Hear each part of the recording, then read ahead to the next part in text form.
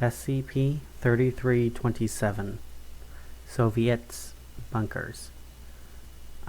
Object Class Safe. Special Containment Procedures. The entrance to SCP-3327, along with approximately 1 kilometer of surrounding land, have been placed into Foundation custody by the Russian government. The area has been designated an official military site and is to be guarded appropriately. Any unauthorized personnel who enter SCP-3327 are to be amnesticized and removed from the site, following standard secrecy protocol. A safe zone spanning 3 rooms in each direction have been established through the origin room, and the border of the safe zone is marked in red paint. Though no hostile entities have been found within SCP-3327, its anomalous layout makes it difficult to navigate, so personnel are to stay within the safe zone to avoid becoming lost. Each of the 4 corner rooms contains a relative positioning system beacon. See Addendum 1. Each beacon is to be inspected once daily and repaired as necessary. Any personnel who wish to exit the safe zone must follow the guidelines below, depending on how far they wish to travel from the origin room.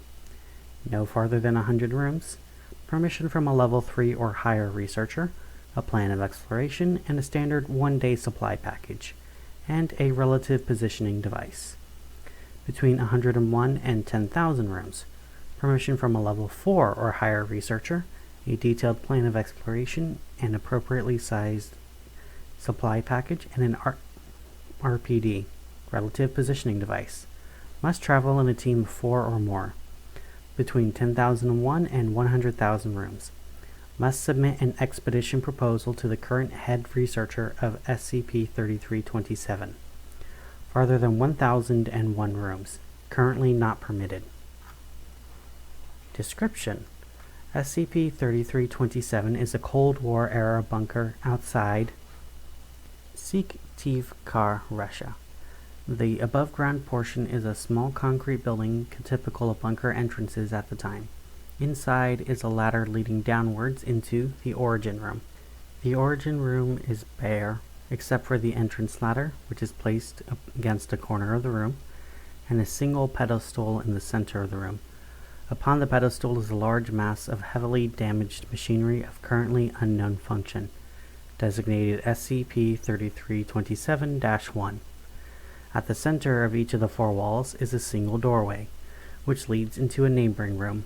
All rooms thus far explored are identical to the origin room, but without the entrance ladder or the device in the center of the room.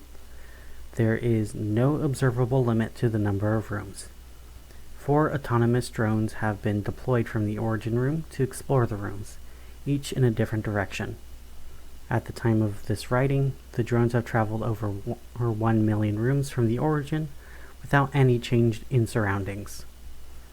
All rooms in SCP-3327 occupy the same geographical area as the origin room, according to all known global positioning systems. However, other devices, such as communication systems, lose function at great distances as expected. Furthermore, any communication between the outside and inside of SCP-3327 deteriorates abnormally quick as the distance from the origin room increases, with communication between the inside and outside being effectively impossible at roughly 100 rooms away from the origin. Neither human nor drone exploration have uncovered anything of interest in any of the rooms, with the exception of a single corpse and journal. See Addendum 2. Further exploration is ongoing, with plans to extend the range of the RPS and to send human teams farther from the origin room. Addendum 1. The Relative Positioning System. With the ineffectiveness of standard or global positioning systems, the Relative Positioning System was designed to prevent personnel from becoming lost while exploring SCP-3327. 4 beacons have been placed in the safe zone as detailed in containment procedures. The RPDs carried by personnel receive signals from the 4 beacons and use the difference in signal travel distance to calculate and display their position relative to the origin room. The RPDs are programmed so each room occupies a single coordinate on a Cartesian coordinate plane, and so the coordinate changes upon stepping through a doorway. The current RPS has an effective range of approximately 120,000 rooms, or 1,200 kilometers. The following journal was found in room 560 by -214, approximately 60 kilometers away from origin room, near a corpse whose name tag identifies him as Dr. Yosef Abramov. The age of the corpse is uncertain, but estimated at 50 to 60 years, and the cause of death was determined to be dehydration. No further items of interest were discovered. The text below has been translated from Russian, and the original text is available as document 3327-1-0. Document 3327-1. July 12, 1960. They contacted me today and told me I am being assigned to a new project. They have acquired a new anomalous object and they want to use it against Americans. They told me the details would come later. July 14th, 1960. They call it the Prism. They won't tell me how they acquired it, but they showed me what it does, and it is amazing. The Prism creates space out of nothing. Leave it in a room, and after a day, the room has grown twofold in size. Then it starts making new rooms, all within the same space. It doesn't work quite right, though. The rooms are flawed and poor facsimiles of real ones. There are floors of glass and windows of wood and doors and stairs that lead nowhere. They told me that my job was to fix this prism and to make it work right. September 27th, 1960. The first prototype of the amplifier is complete. If my theories are right, this should bring order to the way the prism generates rooms. Testing will commence tomorrow. September 28th, 1960. Success. The prism expanded the first room as expected and created a dozen more just like it.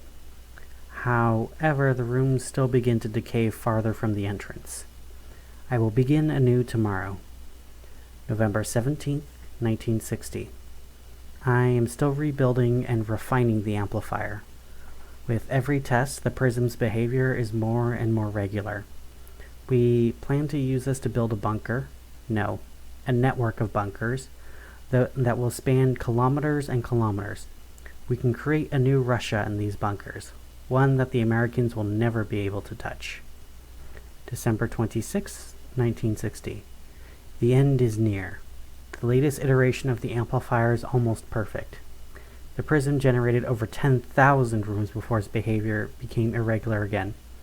To step into a room and see hundreds more like it branching out in each direction, it is truly a stunning experience.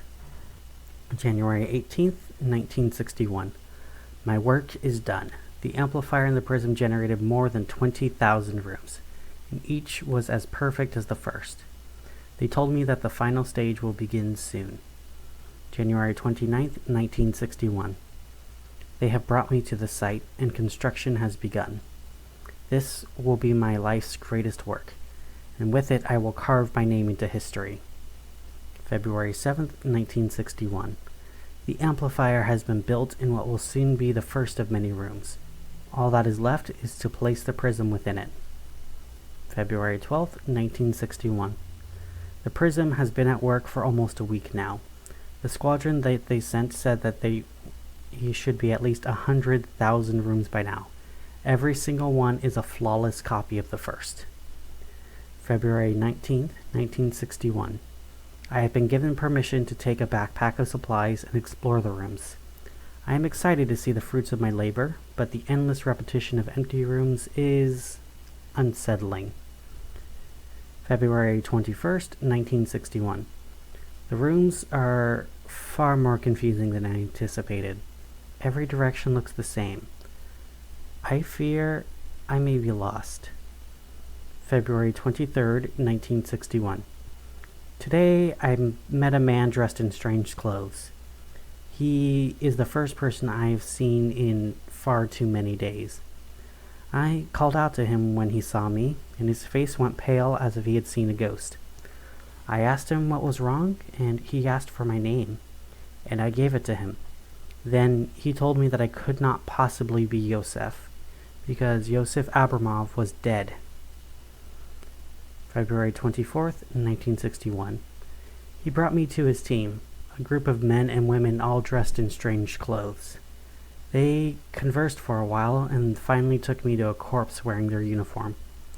A corpse that shares my face. They told me that they were a part of a group sent to explore the rooms. Not Yosef was to set up camp while they were to scout ahead. When they returned, not Yosef was dead. But what none of us understand is how I came to meet a version of myself that was not myself, nor how he died in this endless maze. None of this makes sense. I fear my work with the prison may have gone too far. February 25th, 1961. They told me more about this bunker. They used words that I did not understand. But I grasped that this bunker was wrong somehow. They told me that they planned to destroy the cause of the wrongness before it could cause more harm. They also asked me to leave the bunker with them. I refused, replying that I would rather find my way back into my own world than exit into theirs. They let me leave them despite their protests. February 28th, 1961. Is it February 28th? I have been counting the days, but I have not seen the light of day in perhaps a week. My food supply is almost gone, and I don't know where I am, where the exit is, or where I meet the people in strange clothes who showed me my own corpse. Maybe I will die in this maze of perfect, identical rooms that I worked so hard to create. No date given. I have not had anything to eat and I don't know how long. 2 days? 3? I'm almost out of water as well. This bunker will be my grave. No date given. Perhaps the prism was broken for a reason. Perhaps we were not meant to fix it. Neither the corpse of not Yosef nor the entrance from which his team supposedly came from have been found. Several groups of interest, or GUIs, have been questioned about both the prism and the project mentioned, but all have denied any knowledge of both. Abramov was found to be a member of GUI, which was dissolved in 1972. According to partial records, he was killed in action along with the rest of his team while exploring an unspecified spatial anomaly. Further efforts are being made to find complete records of this expedition. Thank you so much for listening, and yeah, it seems like this prism might be an extension of the SCP artifact, the Architect, but we will talk about that another time. Thank you so much for listening, and have a good rest of your night.